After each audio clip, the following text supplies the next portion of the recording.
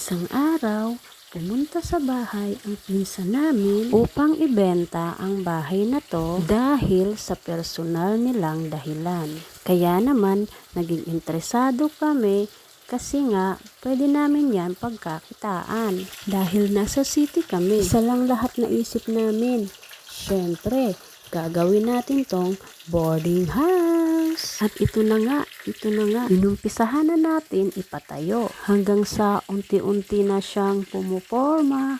Ay, grabe, nakaka-excite, diba? Sa bawat araw, buwan na lumilipas, na nakikita namin na magiging malapit na ito sa katotohanan para sakaling maging mahina na ang mga magulang namin at di na nila kayang magtrabaho, kahit papano may income sila, nakukuhanan nila sa pang-araw-araw nilang pangangailangan. Dahil ang magulang namin ay hindi naman sila sanay na umaasa sa kanilang mga anak. Kaya naman, sinadjust talaga namin lahat na magkakapatid na magpatayo sila ng apartment or boarding house para sa kanila. Tutal naman, yung perang kinikita nila sa pinaghahanap buhayan nila, nakatago lang, kaya sabi namin, ayan, ipagawa nyo na lang yan para kahit tapano, in the long term, may aasahan sila sa sarili nilang pinagsikapan kasi nga naman, hindi naman sila sanay na nanghihingi sa mga anak nila. Bagkus, sa totoo lang, sila pa yung nagbibigay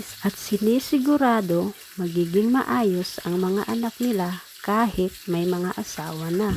Kaya naman super proud na proud kami sa mga magulang namin dahil never nila kaming parang trinatong isang investment para sa pagtanda nila. Although hindi naman kami ganun kasamang mga anak, syempre iniisip din namin yung pagtanda ng mga magulang namin. Kaya lahat ng sakripisyo nila para sa mga anak nila ay siguradong may makukuha sila in return. Ops, teka lang, commercial break muna tayo. May nagpapalakas na manugang, kunwari nagtatrabaho daw siya. Siya daw ito niya yan. Aray ko? Solo nagbenta kaya? Ano? Solo nagbenta. Ada tiya dida. O siya, malakas ka na.